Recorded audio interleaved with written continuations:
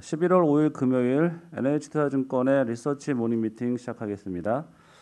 뉴욕 증시 다우지수는 0.09% 내려서 약보합으로 마친 반면에 S&P 500은 0.42%, 나스닥은 0.81% 올랐습니다. S&P 500과 나스닥은 또다시 사상 최고치를 경신했습니다. 11개 섹터 중에서는 6개 섹터가 올랐습니다. 테크놀로지와 경기 소비재가 1.5% 올랐고 금융과 부동산은 각각 1.3%, 1.1% 내렸습니다. 전자상거래 업체인 에스tet의 주가는 기대치를 상회한 실적 발표로 14% 급등했습니다. 엔비디아 주가는 12% 올랐는데 웰스파고가 옴니버스에 대한 긍정적인 평가와 함께 목표 주가를 $320로 올렸습니다. 모더나는 실적이 기대치를 하회했고 백신 매출 전망을 하향해서 주가가 18% 급락했습니다. 고용 지표는 좋았습니다. 10월 30일자 기준으로 주간 실업보험 청구자 수는 전주보다 1만 4천 명 줄어든 26만 9천 명이었습니다. 지난해 3월 14일 이후 최저이면서 전문가 예상치인 27만 5천 명보다도 적었습니다. 유가는 WTI가 배럴당 79.4달러로 1.8% 하락했습니다. 미국채 10년물 금리는 1.53%로 내렸고 원달러 환율은 1원 내린 1182.6원입니다. 네, 오늘은 금요일 미리 보는 주간 투자 전략 발표하는 날이고요. 또 이어서 산업기업 분석 리포트들이 있습니다. 먼저 주간 투자 전략부터 발표하겠습니다. 김영환 연구원입니다. 네, 주간 투자 전략 말씀드리겠습니다. 계속 횡보 상황이고요. 앞으로도 당분간은 횡보 상황 지속되지 않을까라고 생각을 합니다. 이번 주에 있었던 일들 중에 제일 중요한 거는 테이퍼링 결정이었던 것 같은데 사실 이게 특별히 좋을 수 있는 이벤트는 아니었고 그럼 새롭게 낙빠진 건지들이 있느냐라고 하면 당연히 그렇지 않았던 이벤트였습니다. 그래서 그냥 시장에 미친 영향은 중립적이다라고 보면 될 것 같고 실제로 연준의 정책이 시장에 또다시 악재로 작용하는 거는 지금보다는 이제 테이퍼링이 끝나는 무렵쯤이 돼서 시장이 기준금리 인상을 본격적으로 걱정하는 시점 정도가 되지 않겠느냐라는 생각입니다. 그리고 3분기 실적 시즌이 진행 중인데요. 실적들은 전반적으로 좋습니다. 미국 S&P 500 내에서는 한 80% 이상 기업들이 어닝 서프라이즈를 내고 있고 한국에서도 지금 코스피 200 내에서 한 88개 기업 실적 발표를 했는데 그 중에서 50% 이상 어닝 서프라이즈 기록하고 있습니다. 남은 기업들이 많긴 하지만은 주로 시가총액 대형 기업들을 중심으로 실적 발표가 진행이 돼서 이제는 약간은 실적의 민감도는 점점 떨어지는 시기적으로는 좀 들어갑니다. 이제 다음 주 이벤트들을 생각해 보면은 하나는 경제 지표는 다음 주에는 미국과 중국의 물가 지표, 특히 최근에 이제 물가에 대한 걱정이 생산 물가가 있으니까 생산자 물가 지표가 발표될 예정이고요. 미국의 생산자 물가 지수는 11월 9일, 중국의 생산자 물가 지수는 11월 10일 날 발표될 예정입니다. 전망치는 전월 대비 더 높아질 거로 전망들을 하고 있고요. 다만 이제 이 상치에 대한 눈높이 자체들이 이제 많이 올라갔어요. 그래서 오히려 이게 예상보다도 더 높아질 서프라이즈 가능성은 낮아졌다라고 생각하고 있고 그런 점에서는 이 이벤트도 악재로 작용하는 요인은 아니다라는 생각들이 듭니다. 전반적으로 매크로적으로는 좀 밋밋한 뉴스들이 계속 나오는 상황 정도로 보시면 될 것 같습니다. 그리고 오늘이지요. 국민의힘에서 대선 후보 선출이 예정이 돼 있고요. 최종 후보 결정이 되면은 곧 또 공약집이 나올 거고 관련 정책주들이 명확해질 걸로 예상이 됩니다. 그래서 현재까지만 보면은 만약에 다음 3월달에 민주당이 당선이 되게 되면은 친환경 분야에 대해서 좀 긍정적일 거다. 그리고 만약에 국민의힘 쪽이 당선이 되게 되면은 디지털, 건설, 원전 이런 쪽들 분야들이 좀 유망할 거다. 이런 정도가 지금까지의 드는 생각인데 공약집이 더 구체화가 되면은 조금 더 업데이트를 드리겠고요. 향후 여론조사 결과에 따라서 그러면은 이런 관련주들의 변동성이 커질 수 있다. 그래서 좀 개별 종목의 변동성이 커질 수 있는 상황들이 예정돼 있다. 이렇게 보실 수가 있겠습니다. 또 하나 지금 최근에 걱정으로 불거진 게 이제 라니냐에 대한 부분인데요. 미국 국립해양대기청에서 올 12월부터 라니냐가 시작될 거다라고 예고를 했습니다.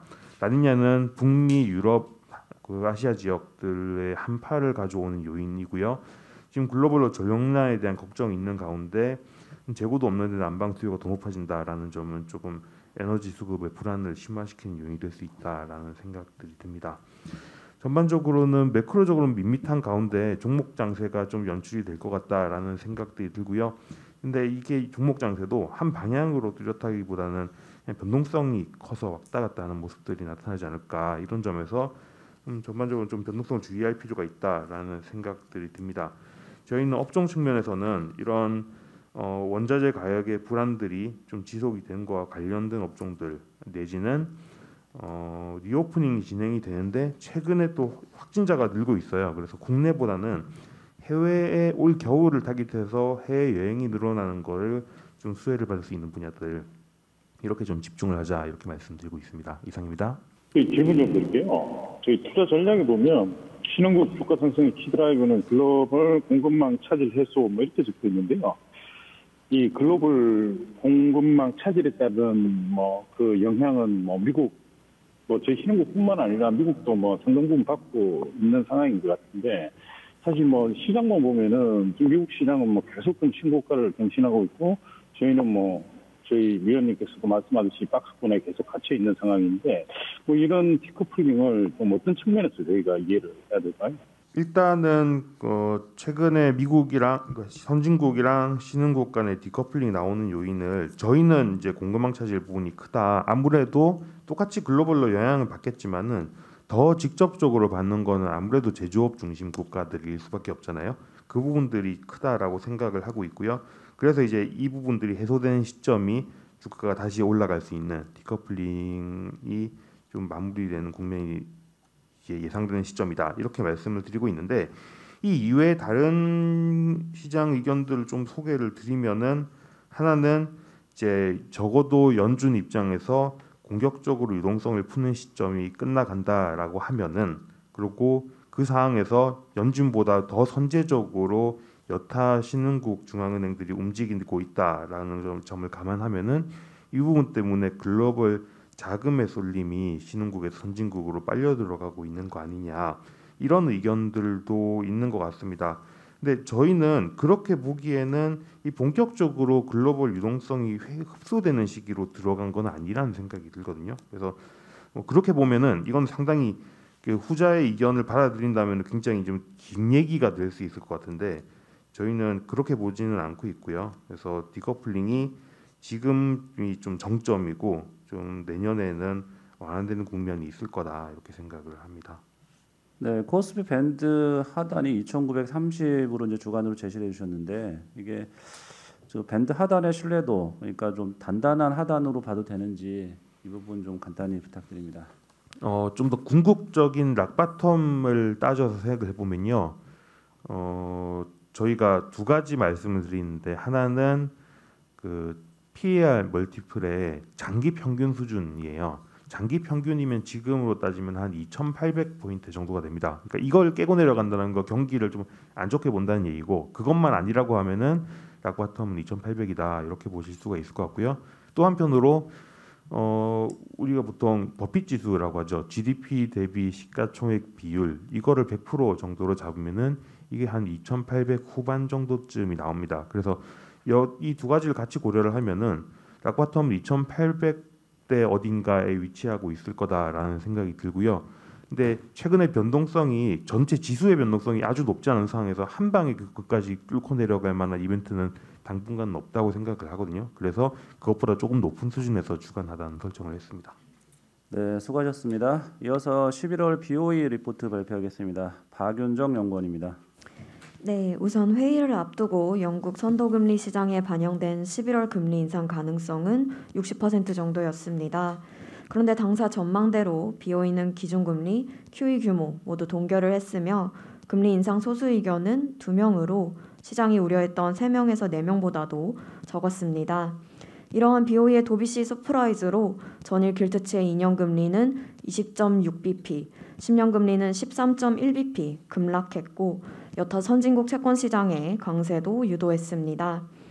정책 동결 결정의 가장 주된 이유는 고용 불확실성이었습니다. 영란은행의 예상보다 9월 말 휴직자 지원책 대상자가 2배 정도로 많았기 때문에 공식 고용 지표를 확인하겠다는 의도를 재차 언급했습니다. 어제 발표된 통계청 서베이를 통해 추산을 해보면 4분기 실업률은 BOE 11월 전망에 부합할 것으로 보이며 BOE의 가이던스대로 향후 몇 개월 내 금리 인상이 있을 전망입니다. 저는 금리 인상 시점은 12월보다는 내년 2월로 보고 있습니다. 추가적인 고용지표 확인에 더불어 BOE가 금번 회의에서 성장과 물가에 대한 신중함을 보였기 때문입니다. 특히 내년 물가 상승률의 고점을 4%에서 5%로 상향 조정했지만 천연가스 가격이 현재 선도 커브를 따라 하락할 경우 금리 인상 없이도 중기적 물가 상승률은 2.3%로 하락한다고 제시해 BOE도 일시적 물가 전망을 재차 확립했습니다. 결국 유럽, 호주, 미국 중앙은행에 더불어 영란은행도 금리 인상에 대한 신중함을 보였습니다. 베일리 총재가 시사한 것처럼 과도한 금리 인상 우려는 점차 완화될 것으로 판단하지만 당분간 영국 채권 시장 내 높은 기준금리 전망 불확실성으로 길트채 장기금리는 현 수준에서 등락할 전망입니다. 이상입니다. 네, 산업기업 분석 리포트 발표하겠습니다. 먼저 에코프로 BM입니다. 주민호 연구원입니다. 네, 어제 포항에서 에코프로 BM의 공장 투어 겸 이제 중장기 비전을 공유하는 행사가 있었습니다. 그래서 내용을 좀 말씀드리겠습니다. 일단 목표 주가를 기존의 48만 원에서 80만 원으로 66% 상향 조정을 하겠습니다. 그 근거를 보면 1페이지의 제일 밑에 차트를 한번 봐주시면요. 원래 회사 측에서 이제 제시했던 양극재 캐파 가이던스인데요. 기존에는 이제 24년도 21만 톤, 25년도 29만 톤이라는 캐파를 제시했었는데 어제 이제 신규로 제시한 가이던스가 24년 26만 톤으로 24% 상향했고 25년도는 38만 톤으로 31% 상향했고 이제 26년도는 이제 기존에 제시하지 않았었다가 이제 48만 톤으로 제시를 해서 지금 뭐 원래도 그랬지만 국내에서는 가장 큰 양극재 캐파 계획을 발표를 했습니다. 이에 따라서 제 영업이익 추정치가 24년, 5년, 6년 요 3개년 영업이익 추정치가 각각 28%, 29%, 43% 상향 조정을 한 DP 상향 조정의 결과라고 보시면 되고요. 사실 이 추정치의 상향보다도 이제 내용이 저는 좀 더 중요했던 것 같은데 어제 행사 내용을 딱 이제 세 가지로 좀 요약을 해보면요. 일단 첫 번째는 질적 성장이 뒷받침되는 양적 성장이 확인됐다라는 부분입니다. 뭐 2차 전지 업체들에게 양적 성장이라는 건 사실 너무나도 당연한 이야기이고요. 이제 질적 성장, 즉 이제 수익성이 뒷받침이 되는 이제 탑라인 그로스가 나와야 될 텐데 양극재는 제조 원가에서 재료비가 차지하는 비중이 무려 70%이기 때문에요. 이 규모의 경제도 중요하지만 이 원재료를 누가 싸게 조달해 오냐가 사실 훨씬 더 중요한 이제 산업입니다. 근데 계열사를 통해서 이 원재료 내재화랑 리사이클을 가장 완벽하게 구현하고 있는 회사가 있는 에코프로 그룹이 유일하기 때문에 이런 측면에서 전 질적 성장, 즉 10% 수익성이 향후에도 전 유지될 거라고 보고 있고 향후 해외 공장 진출도 아마 이 계열사들과 다 동반 진출을 하게 될 걸로 보고 있습니다. 그다음에 이제 두 번째는 효율적인 자본 조달인데 아무래도 이제 캐펙스가 많이 들어가겠죠.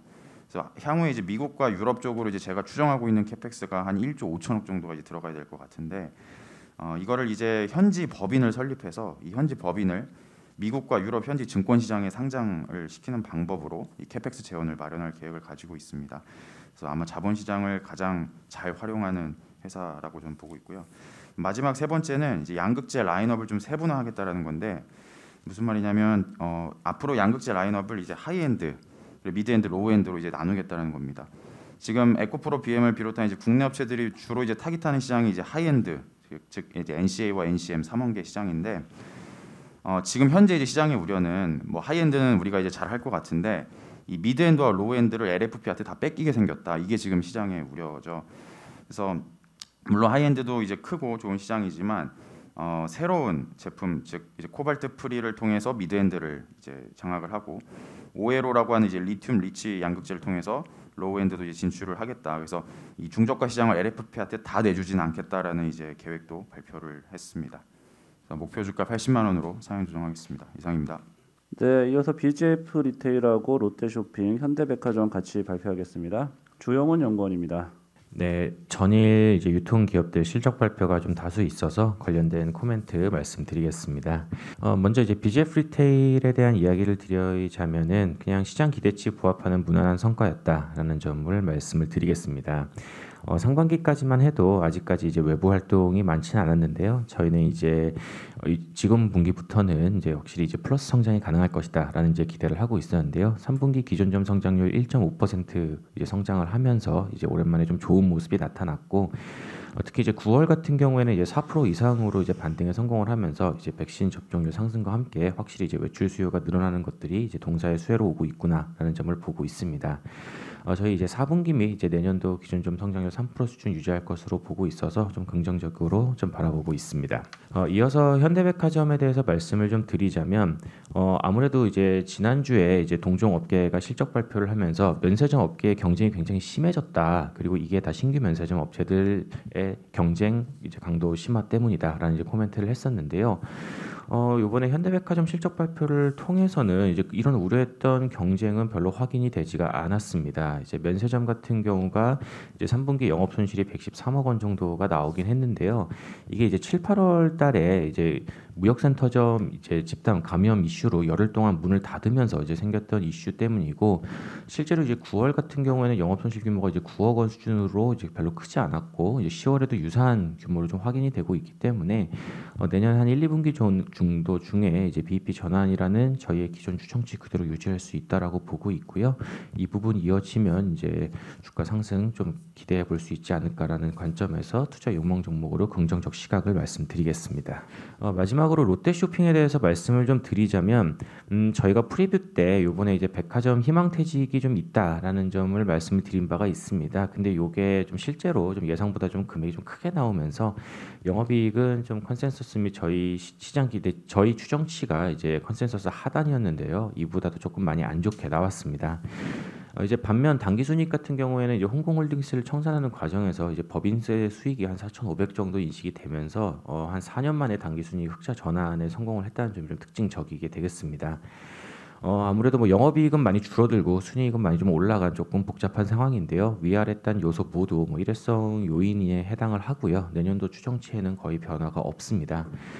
이제 저희는 이제 아직까지 좀 이제 구조 조정이 좀 진행 중이다. 심지어 지금 4분기 때도 할인점에 대한 희망퇴직이 좀 진행 중이다라는 점을 반영을 해서 아직까지는 이제 좀 보수적인 투자 의견 홀드를 좀 유지를 드리겠습니다. 하지만 이제 4분기 중에 좀 이게 다 마무리될 경우에는 이제 연간 영업이익 체력 5천억 원 이상으로 이제 올라갈 수 있다라는 가능성이 있기 때문에 좀 지속적으로 모니터링은 필요하지 않나라는 점을 말씀드리겠습니다. 네, 조만간 뭐 위드 코로나 사태 상황으로 좀 전환될 걸 다 기대들을 하시잖아요. 예, 이럴 경우에 좀 우리 유통업체들 상황이 어떻게 좀 예상을 하시는지, 좀 긍정적인지 아니면 뭐 영향이 어떨지. 네, 이 관련돼서는 이제 유통에서도 조금 채널마다 조금 분위기가 다를 것 같습니다. 이제 아무래도 이제 여행 관련되면 이제 면세점 쪽에 대한 기대감이 가장 먼저 들어설 건데요. 지금 뭐 면세점 업체들이 아무래도 지금 보따리 상태만 좀 유지를 하다 보니까 이 이제 정해진 수요를 갖고 싸우는 그런 경쟁들에 대한 우려가 좀 있는 상황입니다. 근데 이제 이런 이제 일반 관광객들 중심이 좀 올라가기 시작하면 전체적인 수익성 개선이 가능하기 때문에 저희는 이제 면세점 관련돼서 가장 먼저 주목받을 수 있다라고 보고 있고요. 두 번째로는 일단 결론은 이제 편의점 쪽이 또 한번 얘기가 나올 가능성이 있다라고 보고 있습니다. 뭐 저희 아까 숫자로도 말씀을 드렸지만 결국 이제 외부 활동 증가, 그리고 뭐 학교를 다니고 학원을 다니고 이런 부분들에 대한 수요가 굉장히 좀 커지기 때문에 이쪽 매출이 좀 많이 올라올 수가 있습니다. 마지막으로 이제 백화점 관련돼서는 조금 의견이 갈리는데요. 이제 해외여행을 못 가서 명품을 많이 샀다라는 의견에서는 조금 부정적으로 걱정하시는 부분들도 있고, 다만 이제 저희는 여기에 있어서는 이제 저희가 이제 의류 수요의 회복을 좀 기대해 볼 수 있지 않나라고 보고 있습니다. 아무래도 일상 모임이 좀 다시 재개가 되다 보면 이쪽 관련된 매출이 좀 다시 늘어날 수 있기 때문에 저희는 좀 복합적으로 감안해서 백화점도 내년도에 한 6에서 7% 정도 기존점 성장 가능할 것으로 보고 있습니다. 네, 수고하셨고요. 이어서 CJ E&M 발표하겠습니다. 이화정 연구원입니다. 네, CJ E&M 발표 드리겠습니다. 어제 3분기 영업이익 878억 원으로 어닝 서프라이즈를 기록했습니다. 어제 프리뷰 때 말씀드렸던 대로 커머스 그리고 영화 부문은 조금 부진했지만 미디어 그리고 음악 부문이 호실적을 보였기 때문입니다. 미디어 같은 경우에는 영업이익 642억 원으로 지난 분기보다도 좋은 실적을 기록했는데요. 이 부분은 콘텐츠 경쟁력 강화에 따른 광고 매출 전반의 호조, 그리고 티빙 유료 가입자의 가파른 성장세 덕분입니다. 4분기 역시 티빙 관련하여 차별화된 콘텐츠 있기 때문에 성장세 이어갈 것으로 보입니다. 음악 같은 경우에는 영업이익이 109억 원입니다. 자체 IP인 일본 보이그룹 프로듀스 101 재팬을 통해 데뷔한 JO1이 앨범 매출 호조가 두드러지고 있고 프로듀스 101 재팬 2를 통해 데뷔 예정인 차기 보이그룹 INI도 현재 팬덤 매출이 발생하고 있는 상황입니다. 4분기부터는 수우파 등 오프라인 공연 매출도 재개될 것으로 보이기 때문에 미디어와 음악 부문의 호조는 지속 가능할 것이다 라고 보고 있습니다. 투자 의견은 바이 및 목표 주가 25만 원 유지합니다. 최근 디즈니 그리고 애플 등의 국내 진출로 경쟁 심화 불가피해지면서 티빙 관련해서 주가의 우려감이 좀 과도하게 반영이 되어 있는데 이전 자료에서도 말씀드렸다시피 티빙이 가진 예능 쪽에 대한 강점 그리고 라인을 통한 해외 진출 계획을 고려했을 때 이러한 부담은 조금 이러한 우려감은 조금 과도하게 판단되어 있다라고 판단해서 현재 지금 좋은 매수 기회를 추천드리고 있습니다. 이상입니다. SM 엔터테인먼트 인수와 관련돼서 혹시 코멘트 할 수 있을까요? 그 부분 같은 경우에는 회사가 지금 공시로 말씀하고 계신 부분이 없기 때문에 당사에서 따로 말씀드리기 어려울 것 같습니다. 네, 이어서 카카오 발표하겠습니다. 안재민 연구원입니다. 네, 카카오 말씀드리겠습니다. 일단 이제 3분기 실적만 놓고 보면 사실 조금 기대치에 많이 못 미쳤는데요. 저희가 이제 계속 강조드리고 있는 부분들이 이제 매출, 이제 주요 사업들에 대한 매출 성장인데 이제 광고, 커머스, 모빌리티, 페이, 뭐 게임까지 전 사업 부분에서 성장세가 워낙 매출 성장세가 워낙 고르게 나타나고 있어서 이 부분들이 올해뿐만 아니라 내년에도 지속될 것이라는 부분들에 있어서는 계속적인 관점의 변화는 없습니다. 특히 이제 어제 좀 글로벌 시장에 대한 강조를 좀 많이 했는데요. 웹툰 플랫폼이 지금 일본, 한국 잘 되는 거 아실 거고 최근에 미국, 프랑스, 태국 이런 쪽에서의 그 확장과 그다음에 성과들이 조금씩 나타나고 있는 상황이고요. 그다음에 카카오 게임즈도 마찬가지로 그 해외 사업을 확대하겠다라고 발표를 한 바 있고 카카오 게임즈 자체적으로 NFT 관련된 사업을 확장하겠다라는 이야기도 했고 어제는 카카오도 NFT 사업을 이제 싱가포르 법인에서 본격적으로 좀 고민을 하고 있다라는 이야기들을 했습니다. 그래서 결국 그 이제 기존의 돈을 잘 벌고 있는 비즈니스들 캐시카우로 불리는 광고 커머스 컨텐츠 쪽의 사업부들도 꾸준히 성장을 하고 있지만 조금 이제 새로운 영역으로의 도전도 같이 좀 이루어지고 있어서 이런 부분들에서 저희는 카카오 여전히 좀 매력적이다라고 보고 있습니다. 앞서 저희 전략팀에서도 발표했지만 이제 국민의힘 후보가 정해지면서 아마 11월 내에는 공약들이 본격적으로 이슈가 될 것 같아요. 그래서 저희가 아직 그 플랫폼 사업에 대한 규제가 완전히 해소가 되거나 이런 부분들은 아니어서 그 부분들이 이제 조금 단점, 약점으로 좀 작용을 할 수 있는데 공약이 나오면서 좀 구체적으로 좀 규제 상황이나 이런 것들을 조금 더 확인한 후에는 다시 실적 성장이나 이런 부분들이 부각이 될 것으로 저희는 보고 있고 그런 측면에서 2022년 여전히 매력적이다라고 판단하고 있습니다. 이상입니다. 네, 이어서 KTNG 발표하겠습니다. 조미진 연구원입니다. 네, 어제 KTNG 3분기 실적 발표를 했습니다. 담배 수출 좀 부진했고요. 그리고 홍삼도 면세 타격이 계속 있었습니다. 그러나 부동산 사업과 해외 법인적 성장이 예상보다 굉장히 좋으면서 전체 실적은 컨센서스에 부합하였습니다. 사실 실적은 3분기 프리뷰 때와 내용을 보게 되면 큰 차이는 없고요. 그러나 실적 발표와 함께 발표했던 그 주주 환원 정책이 굉장히 긍정적이었습니다. 주주 환원 정책으로 자사주 물량으로 410만 주 그리고 금액으로 약 3,500억 원의 규모를 매입한다고 공시를 했고요. 이로 인해서 자사주 비중은 9.6%에서 12.6%까지 확대될 것으로 보고 있고 또 여기서 그치는 게 아니라 향후 3년 동안 추가적으로 약 1조 원 규모로 자사주를 매입하겠다라는 부분을 발표를 했고요. 또 하나는 배당 성향을 50% 이상 유지하겠다는 배당 정책 또한 발표를 했습니다. 이러한 주주 가치 제고 노력으로 주가 하방 경직성은 충분히 확보 가능할 것으로 전망하고요. 실적은 조금 밋밋하지만 말씀드린 이러한 부분들 때문에 당분간 그 연말로 갔을 때 그 방어주로서의 역할은 충분하지 않을까 이렇게 생각을 합니다.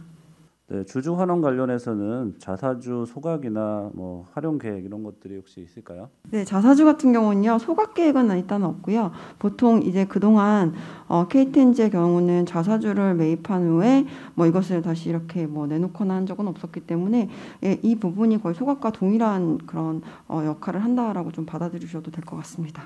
네, 이상으로 모닝미팅 마치겠습니다.